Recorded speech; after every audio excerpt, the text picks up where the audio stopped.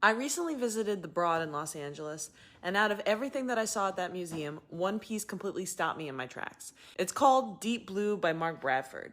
At first glance, it's just this massive 50-foot wall of blues, textures, layers, paint. It's beautiful, but then I learned what I was actually looking at.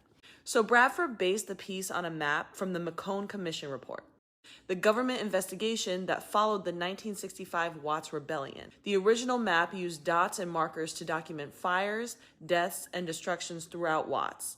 Bradford took that data and transformed it into art. The raised textures and layers almost look like a heat map, but instead of just showing where things happened, they forced you to confront why they happened.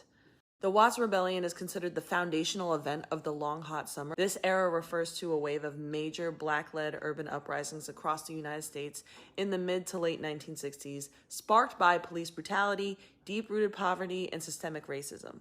This is also where we'd see the rise of the Black Panthers. The rebellion in the Watts neighborhood of Los Angeles erupted on August 11, 1965, after a white California highway patrolman pulled over Marquette Fry, a black man, on suspicion of drunk driving. As a crowd gathered, tensions over decades of economic oppression and police abuse boiled over, triggering 6 days of intense unrest that spread across the 50-square-mile area of South Central LA. The Watts Rebellion was the result of generations of police brutality, segregation, poverty, and systemic neglect towards the Black community. And what struck me most is that the conversation afterwards wasn't about fixing root causes. It was about documenting the damage, studying the unrest, and figuring out how to prevent uprisings from happening again without actually supporting the Black community and making an effort towards systemic justice. And standing in front of Deep Blue, I couldn't help but think about how prevalent all of this still is today. We map the symptoms, we track the consequences, we study the fallout, we demonize the efforts made to draw attention to these ongoing issues, all while seeing, hearing, and feeling the underlying racist narrative that led to the root issues in the first place.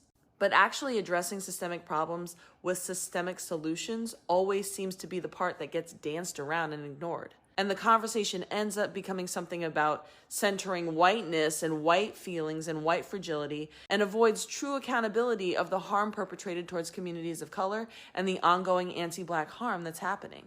That's what made this piece so powerful to me. It's not just a record of what happened in Watts in 1965, but a powerful reminder of how history keeps repeating itself when we refuse to address the conditions that created it in the first place. Let me know if you've been to the Broad and if you're going to check this piece out. Until next time, y'all.